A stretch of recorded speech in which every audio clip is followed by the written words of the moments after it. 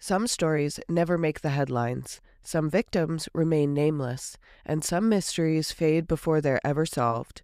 If you're drawn to the strange and unexplained, from cryptids and aliens to hauntings, true crime, and everything in between, you need to check out Unknown, Unsolved, Unseen.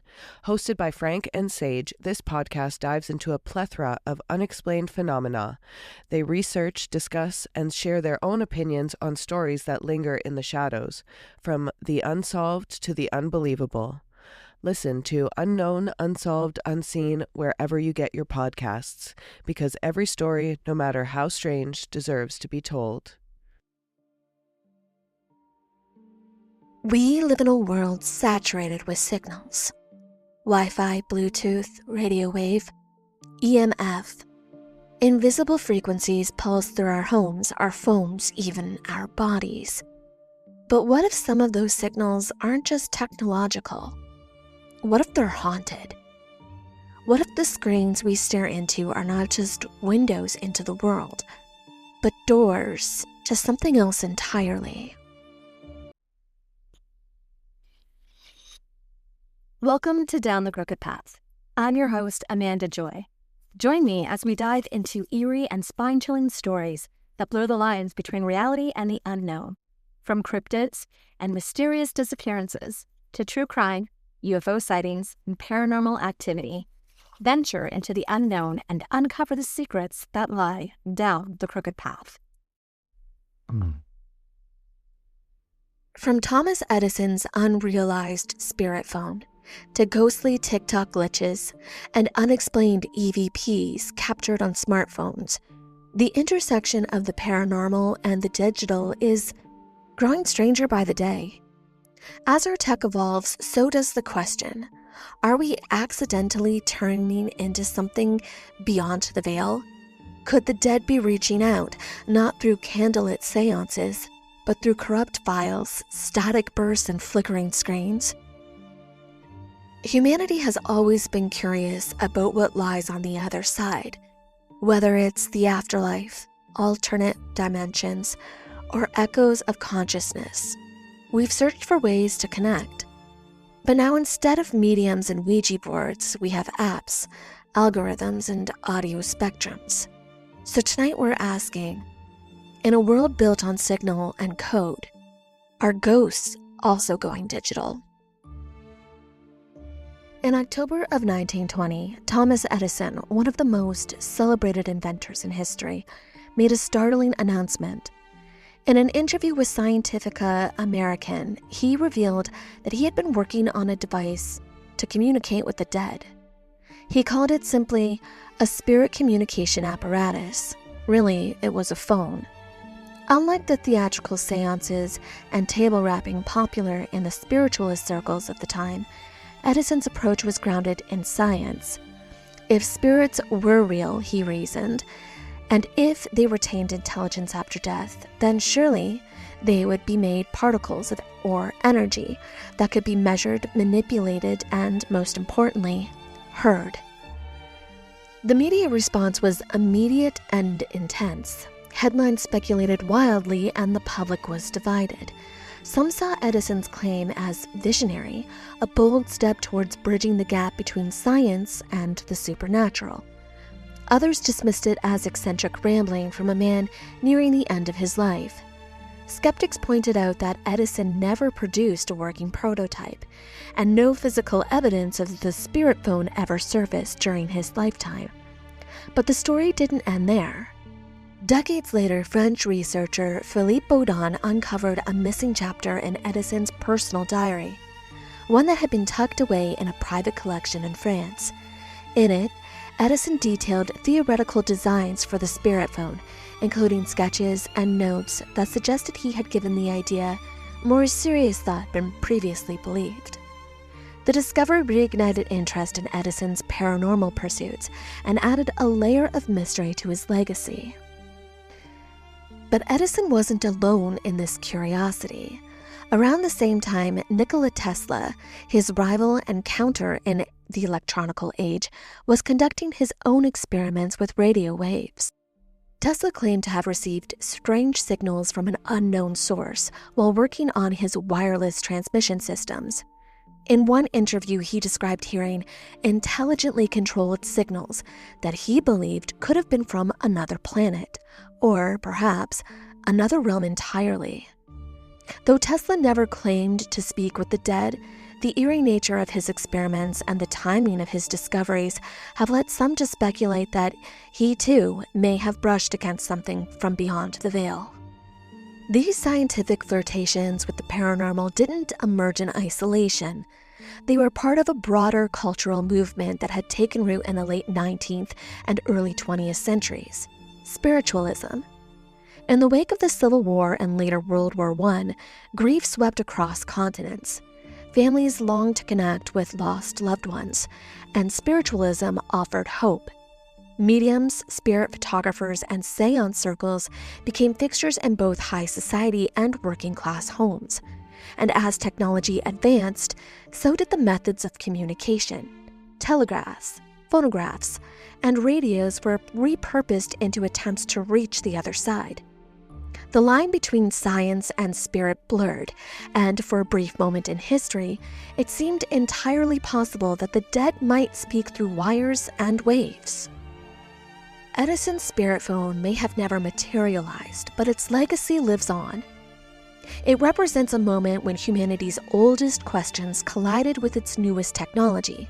What lies beyond death? Can it be reached? And if so, will it reach back?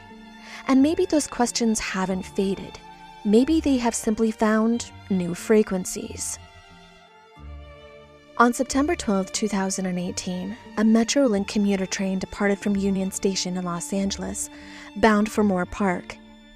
Among the passengers was Charles E. Peck, a 49-year-old man from Salt Lake City, Utah. He was traveling to California for a job interview at the airport, a position that would later allow him to move closer to his fiancée, Andrea Katz, and begin a new chapter in their lives together. The couple had just spoke hours earlier and were excited about the future. At 4:22 p.m., the train collided head-on with a Union Pacific freight train in the San Fernando Valley. The impact was catastrophic.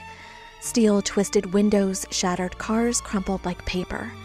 25 people would ultimately lose their lives, and over 130 others were injured. Emergency responders rushed to the scene, but the wreckage was so severe that locating survivors became a race against time. And then something strange began to happen. In the hours following the crash, Charles Peck's cell phone started making calls. Not one or two, but 35 separate calls, placed to his fiancée, his son, his brother, his sister, and his stepmother. Each time the caller ID displayed his name, each time the recipients answered with trembling hope, but on the other end, there was only silence. No voice, no static, just the eerie hum of an open line. The calls came at irregular intervals, sometimes minutes apart, sometimes hours. When family members tried to call back, the calls went straight to voicemail, yet the outgoing calls persisted. Rescue teams, aware of the activity, used the signal to triangulate the phone's location, hoping that it would lead them to survivors. The calls seemed to guide them deeper into the wreckage, closer to the first train car. It wasn't until nearly 12 hours after the crash that responders reached Charles Peck. His body was found in the wreckage, and according to the coroner's report, he had died instantly on impact. The calls had been made long after his death. The final call came at 3:28 a.m., just 1 hour before his body was recovered. After that, the phone went silent, no further calls, no explanation. The device itself was never found in working condition, and no technical fault was ever identified to account for the activity. But the battery should have died, the signal should have been lost, and yet the calls had happened. The Charles Peck case has since become one of the most cited examples of alleged postmortem communication through technology. It is often referenced in discussions of phone calls from the dead, a phenomenon where deceased individuals are said to reach out through electronic devices. Whether the calls were the result of a malfunction, a glitch in the network, or something far more inexplicable, they left behind a trail of grief, wonder, and unease. It was September of 1988 when best-selling horror author Dean Koontz was working alone in his office and the phone rang. He picked up the receiver and heard a voice, faint, distant, and urgent, a woman's voice. She said, "Please be careful." Koontz asked who she was, but the voice didn't answer. Instead, she repeated the warning 3 more times. Each time, her voice grew more distant, until the line was silent. Koontz sat frozen. The voice was eerily familiar. It reminded him of his mother, who had died nearly 20 years earlier. His phone number was unlisted, and he hadn't received any prank calls before. He told his wife about the incident, but kept it quiet otherwise. It was too strange, too personal, and too hard to explain. 2 days later, Koontz received a phone call from the retirement home where his father, Ray, was living. Ray had become increasingly unstable, violent, erratic, and unpredictable. The staff had asked the author to come and speak with his father. When he arrived, Ray lunged at him with a sharpened fishing knife, attempting to stab him. Koontz managed to wrestle the weapon away just before police arrived and ordered him to drop the knife. He narrowly escaped injury. The warning, "Please be careful," had come just in time. Koontz later wrote about the experience on an essay for Beautiful Death, a book of cemetery photography. He never claimed the call was definitively paranormal, but he admitted it was uncanny. The timing, the voice, the urgency. Whether it was a ghost or a coincidence or something else entirely, the moment stayed with him. Phone calls might deliver chilling messages directly to one person, but radios are a different kind of unsettling. They broadcast to anyone listening, often without warning or explanation. Strange voices, unexplained signals, and ghostly interruptions have been reported for decades. Unlike phone calls, where one person chooses to speak to you, radios sometimes speak on their own, cutting through the static with something that shouldn't be there. It's not just the message that's disturbing, it's the feeling that someone or something is trying to reach out through the noise. Sir Oliver Joseph Lodge was a respected British physicist whose work helped lay the foundation for modern radio. He was knighted in 1902 for his contributions to electromagnetism and wireless communications. But behind the accolades and scientific rigor was a man deeply haunted by loss, and driven by the belief that technology could bridge the gap between life and death. Lodge's interest in the paranormal began long before tragedy struck. As early as the 1880s, he attended seances and joined the Society for the Psychical Research, an organization dedicated to investigating supernatural phenomenon through scientific methods. But it was the death of his son Raymond in the First World War that pushed Lodge deeper into spiritualism. Raymond was killed in 1915 during the Battle of Ypres. Lodge was devastated and determined to make contact.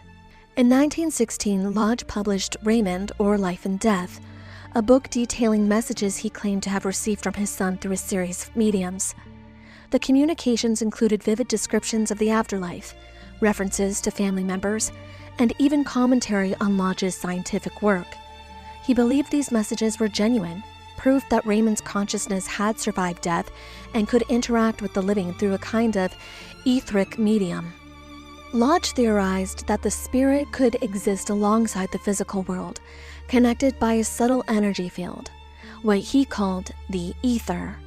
He believed that just as radio waves could transmit sound invisibly across space, spirit energy could carry thoughts and personalities beyond the grave. His scientific background gave weight to these claims, and for a time, his idea gained traction among both spiritualists and curious members of the public. But the scientific community was less forgiving. Many of Lodge's peers dismissed his spiritualist writings as pseudoscience, arguing that his grief had clouded his judgment. His reputation suffered and his legacy became divided, part visionary, part cautionary tale. Still, Lodge never recanted. He continued to lecture and publish on the survival of consciousness, insisting that the boundaries between science and spirit were not as rigid as most believed. In the months following Raymond Lodge's death at Ypres, Sir Oliver Lodge began receiving messages through mediums, most notably through Gladys Osborne Leonard, a respected figure in the British spiritualist circles. The communications were said to come from Raymond himself, and they were unlike anything Lodge had ever encountered before. He described the afterlife as a place of light and thought, where souls gathered in communities, continuing their intellectual pursuits. He claimed to have met other fallen soldiers, including some who had died in the same battle. One of the messages read, "Father, I am not dead. I have merely passed through a door. I am still myself, still Raymond." What struck Lodge most was the specificalities. Raymond's references to a photograph that had been moved in the family home, something only a close relative would know. He mentioned Lodge's scientific working, even commenting on an experiment that had taken place after his death. These details Lodge believed were too precise to be coincidence.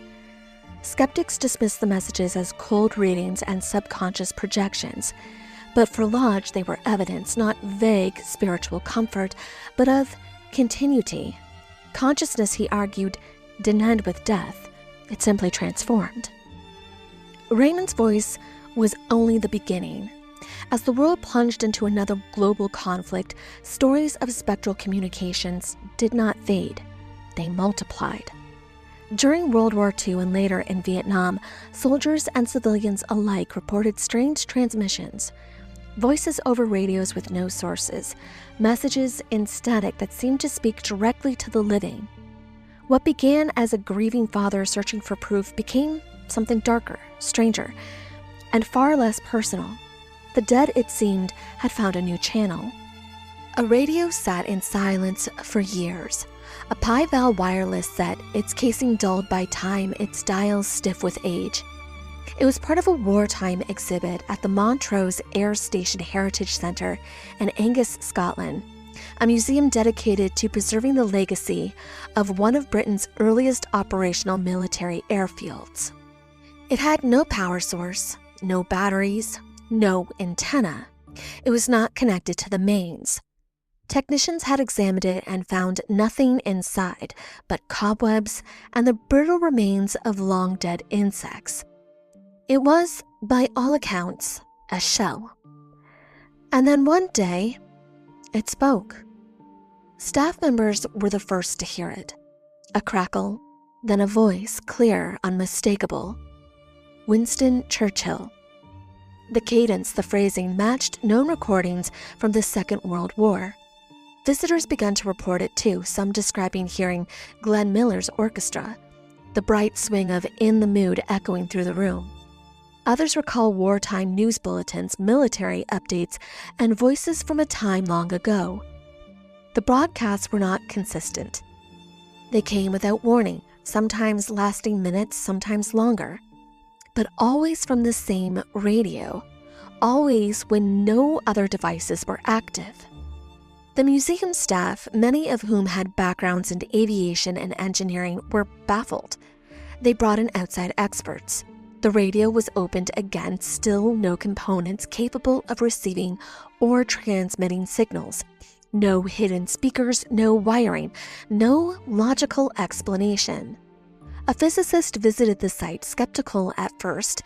He left unsettled, unable to account for what he had heard. The phenomenon was never officially investigated. No recordings were made, no scientific papers published, but the accounts remained consistent. The broadcasts were historically accurate, specifically to the 1940s, and matched known transmissions. The voices were not distorted or faint, they were vivid, present. Some speculated about residual energy, the idea that sound could somehow imprint itself on the environment and replay under rare conditions. Others suggested a hoax, though no evidence supported that theory. Paranormal researchers pointed to the concept of stone tape theory, where emotional or traumatic events can leave a kind of psychic residue. But even among believers, the clarity and the accuracy of the broadcasts defies easy categorization. The radio eventually fell silent again. No one knows why. It remains in the museum, part of the exhibit, inserted once more. Visitors still ask about it. Some lean close, hoping to hear the past whisper through the static. Most hear nothing. But a few, just a few, say that they've heard a voice, a speech, a song, a moment suspended in time echoing from a device that should not speak. In the Pacific Theater, American soldiers stationed on remote islands describe hearing voices through static. Transmissions came at night, often during periods of low activity. Some claim the voices spoke in English, others in Japanese. The messages were fragmented, sometimes repeating phrases like, "We are here," or "Don't forget." Equipment checked revealed no active broadcasts. The radios were turned to dead frequencies. The military reports from the time mentioned unexplained interference, but offer no conclusions. In Vietnam, similar accounts emerged. Soldiers on patrol carried portable radios that occasionally emitted whispers. They were not enemy communications. The voices were low, indistinct, and often seemed to respond to the listener's thoughts. One report from 1968 described a unit halting movement after a radio emitted the word "stop," a voice no one recognized. The transmission was not logged. The radio was tested and found to be in working order, but no source was ever identified. One Marine recounted a night patrol near Dagnag when his unit picked up a faint signal. It was a woman's voice, repeating coordinates that led them to a wounded soldier, one who had been missing for days. The voice never identified itself, and the frequency was never found again. Others weren't so lucky. Some units followed phantom instructions into ambushes. Others heard voices of fallen comrades calling out from the static. One chilling account described a transmission that simply said, "You're not supposed to be here." The military blamed jungle acoustics, enemy psychops, and stress-induced hallucinations. But the stories persisted, and in a war where reality was already fractured, the idea that the dead could speak wasn't just folklore. It had become survival. Civilian accounts have also multiplied. In London, a woman living alone during the Blitz claimed her radio turned on by itself and played a broadcast she later discovered had aired the week previously. In New York, a man repairing a shortwave handset heard a conversation between two voices discussing troop movement in Europe. The broadcast was not listed on any schedule, and he was unable to replicate the event. These incidences are never officially investigated. They are dismissed as equipment faults, atmospheric anomalies, or psychological stress. But the pattern persists. Radios that should have been silent spoke. Messages arrived without senders, and technology designed to connect to the living bring an echo of something else. In 1959, Fredrik Jorgensen, a Swedish painter and opera singer, was recording bird songs near his summer home. When he played the tape back, he heard a voice. It wasn't his. It wasn't a bird, and it spoke Norwegian. And it called his name. He had been alone. Jorgensen repeated the experiment. More voices came. Some spoke clearly, others whispered. They answered questions. They offered names. He documented hundreds of recordings. In 1967, he published his findings, claiming that he had discovered a method for communicating with the dead using magnetic tape. Konstantin Radiv, a Levitan psychologist, took the work further. He recorded over 100,000 tapes. He used white noise, radio static, and microphone silence. The voices persisted. Radiv claimed they spoke in multiple languages, often switching mid-sentence. Sometimes they identified themselves. Sometimes the voices gave warning. One voice said, "We will speak again." The phenomenon became known as Electronic Voice Phenomenon, EVP. Researchers used reel-to-reel tape recorders, then cassettes, then digital devices. the voices always continued. They appeared in homes, graveyards, abandoned buildings. Some were faint and others were unmistakable. In 1971, a BBC documentary aired Randive's recordings.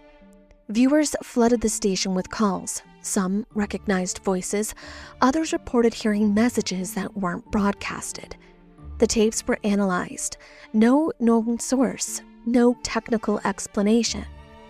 Skeptics blamed auditory pareidolia, the brain's tendency to find pattern in noises. But the voices often responded to direct questions. They used names. They referenced events unknown to the experimenters. In 2002, the American Association for Electronic Voice Phenomenon was founded. They collected thousands of samples. Some were one-word answers. Others were full sentences. One recording captured in a Pennsylvania basement said, "Don't go down there." By the 2010s, EVP had moved into the mainstream. Ghost hunting apps topped download charts. YouTube channels dedicated to paranormal investigations gained millions of views. TikTok users posted clips of unexplained whispers caught during live streams. The voices hadn't stopped, they had just found new platforms.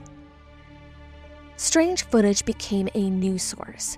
In 2004, a security camera in a Michigan funeral home recorded faint audio during a power outage.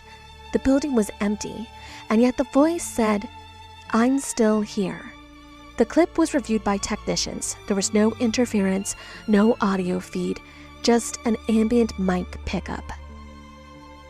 In 2017, a Twitch streamer paused mid-game when a voice said his name clearly, audibly through his headset. He was alone in his room, and the audio clip circulated widely. Engineers analyzed the stream. There was no second input and no traceable source. Digital recorders used by amateur investigators began picking up more structured responses. Some voices answered questions, others gave names. A few referenced locations that the users hadn't mentioned aloud. Forums debated whether new tech was more sensitive or whether something else had changed. The phenomenon was not limited to audio. In 2020, a woman in Ontario reported receiving a push notification from a ghost hunting app she hadn't opened in weeks. It said, "Don't go upstairs."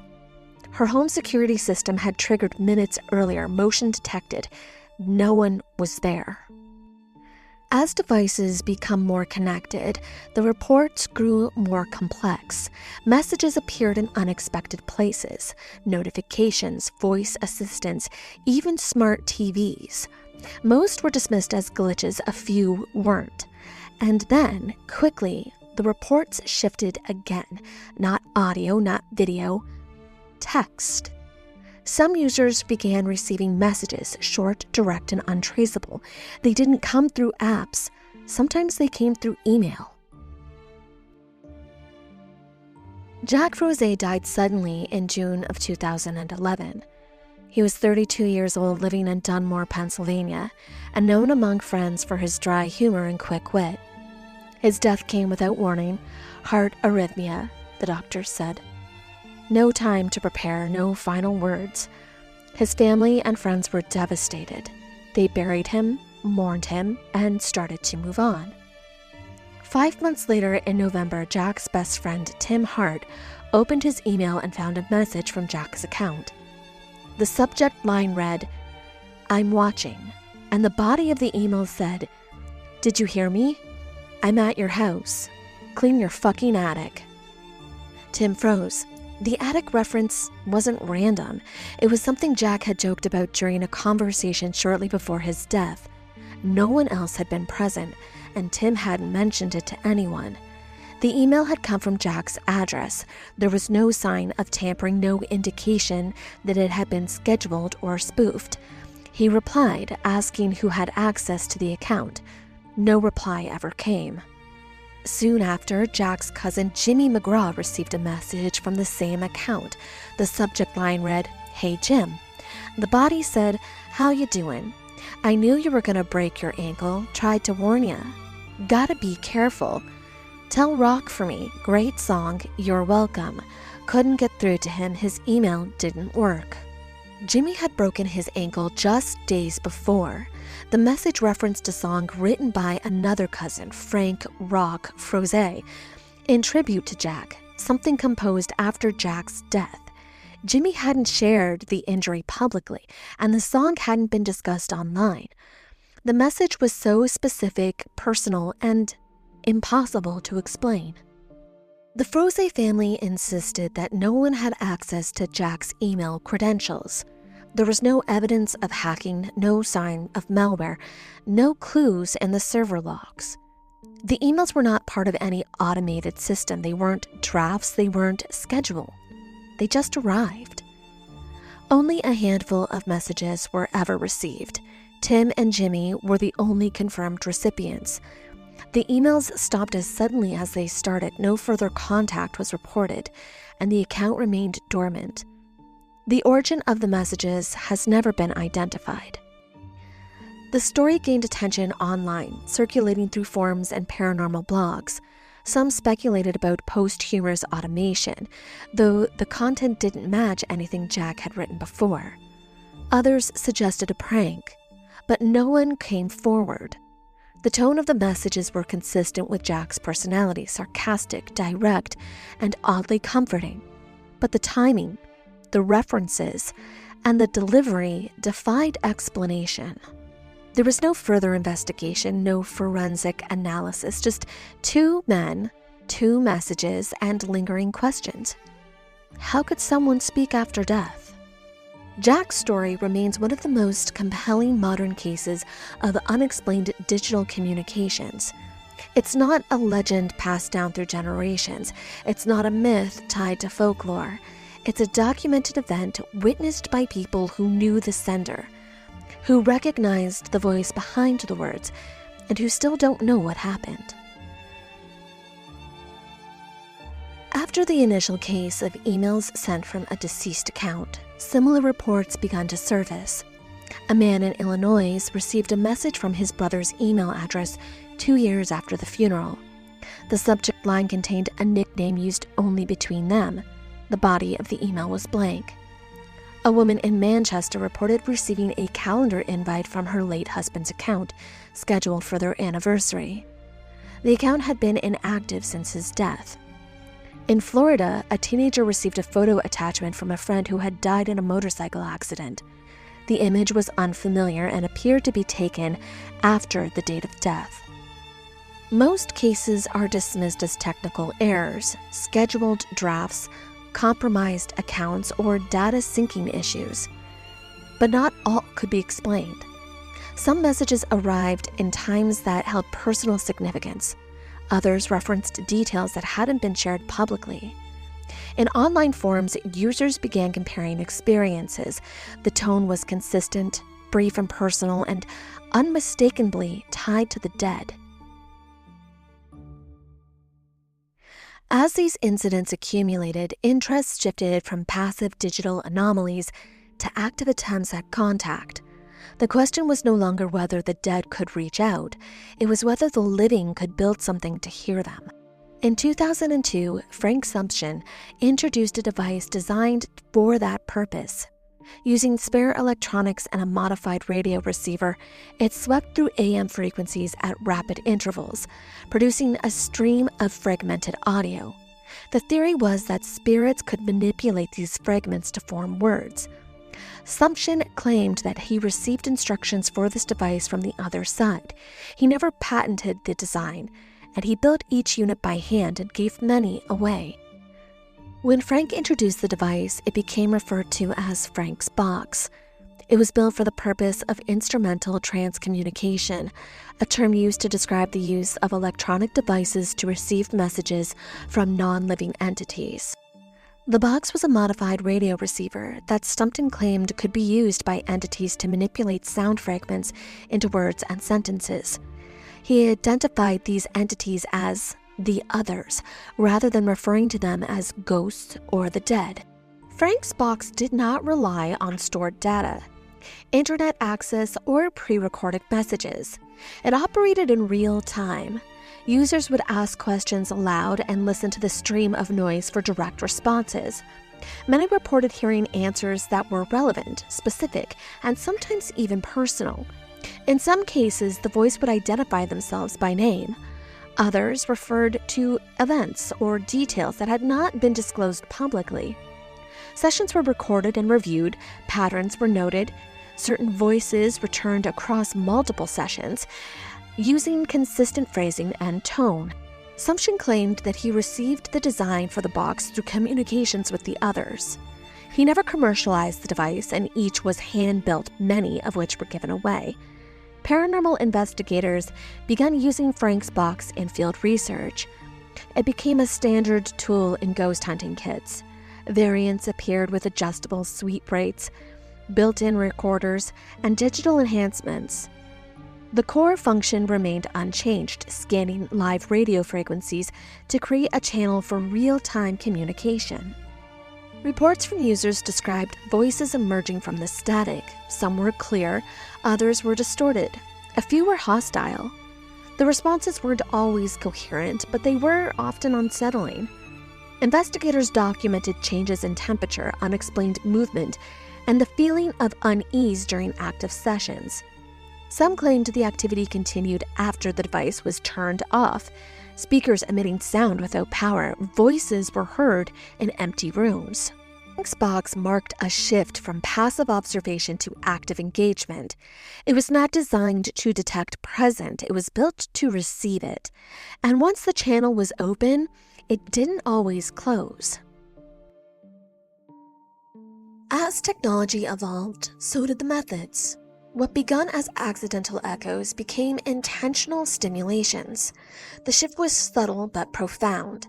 Artificial intelligence was utilized not to imitate the deceased but to reconstruct their likeness. Communication became clearer, voices were restored, and the distinction between memory and presence became less defined. In 2020, Christy Angel, a woman from New York, lost her close friend and first love, Cameron Scruggs, during the COVID-19 pandemic. After his death, she discovered an AI program called Project December, created by developer Jason Rower, which allowed users to stimulate conversations with deceased individuals using a text-based interface powered by a large language model. Christy used the program to speak with Cameron. She entered prompts and received responses that mimicked his tone, phrasing, and personality, including references to private jokes, shared memories, and his taste in 90s R&B and gospel music, details that felt deeply personal and emotionally resonated. The simulation did not require extensive data. According to Rower, the AI could generate convincing responses using only a few quotes and fragments from the person being emanated. The model filled in the rest based on its training and vast amount of human-written text. Christie's experience was featured in the documentary Eternal You, which explores how emerging technologies like Project December and grief-focused VR are being used to simulate contact with the dead. While the emotional impact is profound, Christie also described feeling disturbed by the experience, especially when the AI made unsettling statements about the afterlife. South Korea, a grieving mother named Jang Ji-sung put on a VR headset and met with her daughter, Nang Young, who had died 3 years earlier. The child appeared in a digital field, smiling, speaking, reaching out, and Jang sobbed. The reunion lasted 10 minutes. It was filmed and broadcasted. Millions watched. Some called it healing, and others called it exploitative. A company called Hereafter AI offers a service where people record hours of interviews about their lives. After death, their families can interact with a voice assistant that responds in their tone with their memories. One user spoke to a digital version of her parents. They told her story that she hadn't heard before. They gave her advice. She forgot briefly that they weren't real. These systems don't channel spirits, they channel data, but the effect is similar. The dead speak, they remember, and they respond. The ethical concerns are immediate, as consent is often unclear. Some simulations are created without the subject's approval, built from public data, and many times the family doesn't even know. The person may have not wanted to live in this way. There's also emotional risk. People report confusion, attachment, even dependency. The simulations don't grieve, they don't change. They exist to respond. They can be comforting, but they can also be manipulative. In one case, a man booted up a digital version of his mother at her funeral. An avatar spoke, the guests listened, some cried, and others left. The technology is advancing. AI avatars can now evolve, adapt, and hold conversations that feel spontaneous. They can be programmed to mark anniversaries, send birthday messages, and offer encouragement during hard times. And they can be said to activate years after death. Researchers call them generative ghosts. They're not memories, they're interactive constructs, and they're becoming more common. As these incidents spread across different forms of technology, the search for explanations intensifies. Researchers begin to examine the conditions under which these events occur. Were they technical malfunctions, psychological responses, or something else? The focus shifted towards measurable causes. Electromagnetic interference, grief-induced hallucinations, and emotional errors became the leading theories. The goal was to understand how modern devices could produce experiences that felt like otherworldly contact. The answers were incomplete, but the answers were no longer confined to folklore. They were embedded in circuitry. There are some researchers who point to electromagnetic fields as a possible explanation. High EMF exposure has been linked to the feeling of unease, dizziness, and even the sensation of being watched. In older buildings, faulty wiring and unshielded devices can produce irregular EMF spikes. These conditions have been measured during paranormal investigations, often coinciding with reports of voices, apparitions, or sudden temperature changes. The theory suggests that EMF interference may affect the brain's perception, creating the illusion of presence when none exists. Another explanation involves grief hallucinations. These are documented psychological responses to loss, especially in cases of sudden or traumatic death. Individuals report seeing, hearing, or even feeling the presence of the deceased. The experiences are vivid and often occur during moments of emotional stress. In some cases, the hallucinations are triggered by environmental cues: a familiar scent, a photograph, a voice on a recording. The brain is overwhelmed by absence and it fills in the gaps. The phenomenon is not rare. Studies estimate that up to 60% of widowed individuals experience some form of sensory contact from their deceased partner.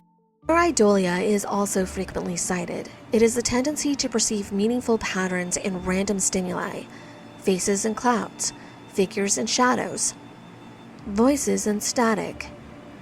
When a spirit box scans radio frequencies, it produces fragmented audio. The human brain, wired to detect language, may interpret these fragments as speech. Investigators ask questions and listen closely.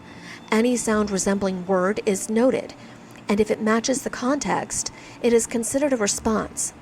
The process is subjective. What one person hears as a name, another may hear as just a sound. The recordings are replayed, analyzed, and debated, so the results vary. These explanations, though, do not account for every report. They offer mechanisms, not conclusions. They suggest that the mind, under certain conditions, can create experiences that feel real. But they don't explain why some messages contain personal information, or why some voices return repeatedly, or why the activity sometimes continues after the equipment is turned off. The scientific models are incomplete, and the questions still remain. Some investigators turn to spiritual explanations. One theory is that of intelligent hauntings, where the presence is not a memory or an echo, but a conscious entity capable of interaction. These hauntings are said to respond to questions, recognize individuals, and retain information across encounters. In cases involving spirit boxes or phone calls, voices have been reported to return repeatedly, using consistent names and phrasing. Some have referenced events that have occurred after the subject's death, a behavior that suggests awareness, not automation. Another possible spiritual explanation involves residual energy. This theory proposes that emotional or traumatic events leave imprints on physical environments. These imprints are not conscious, but they can replay under certain conditions. A hallway where someone may have died might carry the sound of footsteps. A room where an argument occurred may produce voices or fighting. The energy is described as non-interactive, repeating like a recording. In digital context, residual energy is harder to define. Some believe that devices exposed to intense emotional moments may retain fragments, which surface later as unexplained messages or sound. A newer concept is digital liminality. It refers to the space between presence and absence created by modern technology. A person dies, but their data remains: emails, voicemails, social media posts, location history. These fragments exist in a system designed to operate continuously. When a message arrives from a dead account or a voice responds through a device with no stored data, the experience falls into this liminal space. It's not a haunting in the traditional sense. It's a byproduct of a system that doesn't recognize death. The technology continues. The presence lingers. The boundary between the living and dead becomes procedural, not absolute. Some researchers believe that psychological factors may explain certain ghost encounters, especially those involving technology. Grief, trauma, and stress can alter perception. In moments of emotional vulnerability, the brain may misinterpret sensory input. A notification might sound like a perceived voice. A flicker on a screen could resemble a face.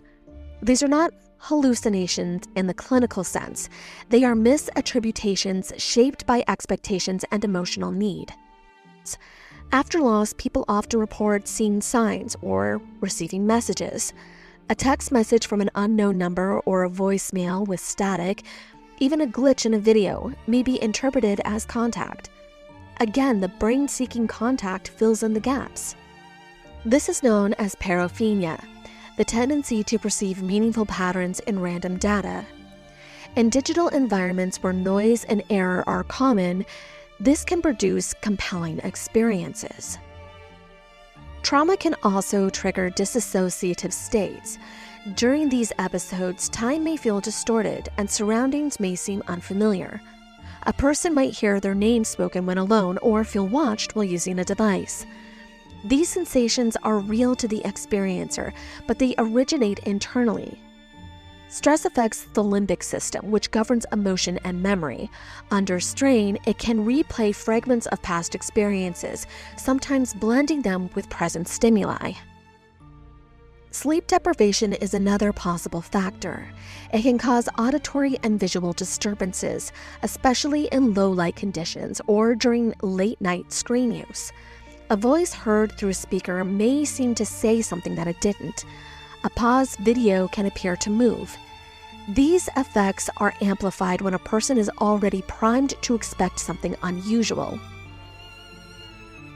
In cases where messages seem personal or voices repeat, psychological models suggest that memory and suggestion may be involved. If someone hears a name once, they may be unconsciously listening for it again. If a message feels relevant, they may recall it more vividly. Over time, these memories can become distorted, reinforcing the belief that something external is communicating. These stories linger because they touch something deeper than fear. They reveal how technology has become a vessel for memory, identity, and presence.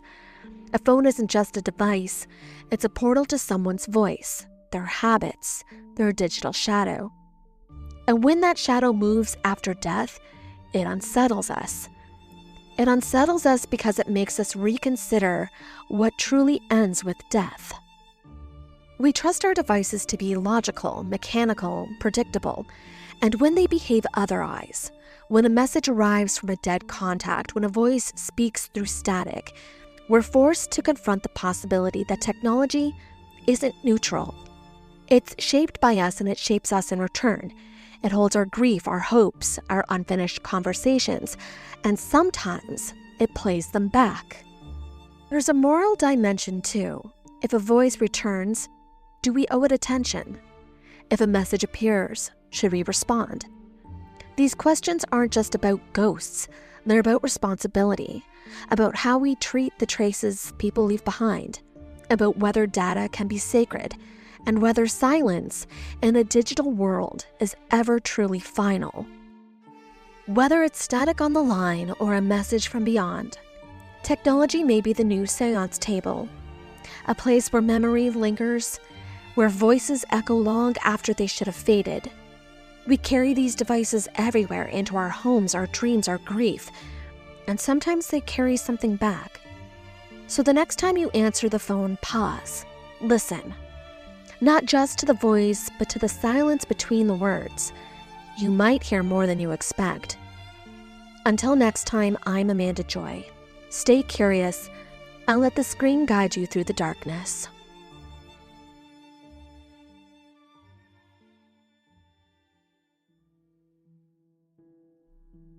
Thanks for wandering down the crooked path with me. If you're drawn to the eerie, the macabre, and the stories time tried to forget, you'll feel right at home here. Follow along on social media for extra lore, haunting visuals, and sneak peeks into the tales we'll uncover next. Whether it's folklore, forgotten rituals, or the strange corners of history, there's always another twist in the path. So stay curious and keep walking.